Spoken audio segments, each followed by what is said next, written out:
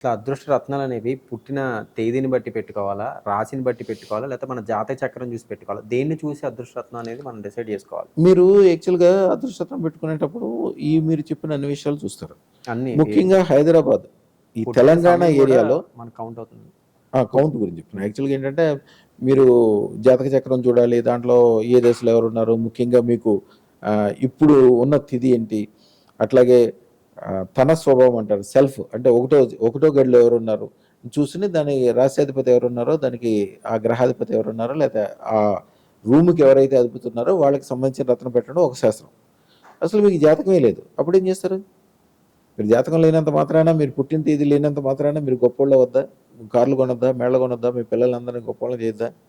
హైదరాబాద్‌లో 100కి 90 మందికి జాతకం ఉండడం ఇంపాసిబుల్. ఎందుకని? ఇక్కడ ఏరియాలో అందరూ కూడా ల్యాండ్ లార్డ్స్. ల్యాండ్ లార్డ్స్ అంటే ఏంటి? ఇక్కడ స్థిరపడిపోయినోళ్ళు. ఒక్కోళ్ళకి 1000 మంది నుంచి 5000 మంది వరకు బంధువులు ఉంటారు. 5000 మంది బంధువులు ఉంటే రోజుకి 2, 3 పెళ్ళిళ్ళకి వెళ్ళాల్సి వస్తాయి. హైదరాబాద్లో పెళ్ళిళ్ళు అంటే తెలుసు కదా, తినటం తాగటం ఇవన్నీ ఉంటాయి కంపల్సరీ. అది వాళ్ళ కల్చర్లో ఒక భాగం. రోజుకు 3 సార్లు తాగినోడికి వాళ్ళు ఎక్కడ ఉన్నారో వాడికే తెలియదు. పిల్లల డేట్ ఆఫ్ బర్త్ ఎక్కడ రాస్తాడు? అసలు ఎంతమంది పిల్లలు ఉన్నారో కూడా తెలియదు కొంతకాలం వరకు. ఇప్పుడంతే చాలా మంచిగా తయారయ్యారు, కానీ వాళ్ళకి డేట్ ఆఫ్ బర్త్ ఉంటే సమస్య లేదు. మన దగ్గరకు వచ్చిన వాళ్ళ 100కి 90% డేట్ ఆఫ్ బర్త్లు ఉండవు. అసలు డేట్ ఆఫ్ బర్త్ మాకు అవసరమే లేదు. 13 సంవత్సరాల వయసు ఎవరికైతే దాటిద్దో వాళ్ళు అసలు డేట్ ఆఫ్ బర్త్ చూడొద్దు అని చెప్తాం. వాళ్ళు డేట్ ఆఫ్ బర్త్ చూసిన కానీ ఏం చెప్తారు?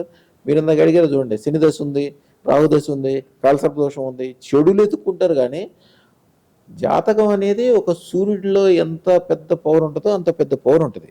దాంట్లో ఉన్న ఏదో చిన్న మచ్చను ఎత్తుక్కుని ఈ మచ్చనే చూస్తుంటే సూర్యుడి యొక్క వెలుగు కూడా తగ్గిపోయి మచ్చ ఒకటే కనిపిస్తుంది.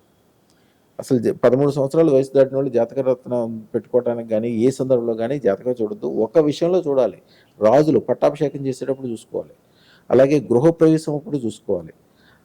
మీకు రియల్ డేట్ ఆఫ్ బర్త్ లేకపోతే మీ గోచార ఫలితం అంటే మీ పేరు రామారావు ఉందనుకుంటే, రామారావు అంటే చిత్తా నక్షత్రం, తులారాశి, అట్లా అయినా చూసుకోవచ్చు. అంతవరకే. ఇంకా వేరే విషయాల్లో మాత్రం ఈవెన్ పెళ్ళిళ్ళకి కూడా జాతకం చూడొద్దు.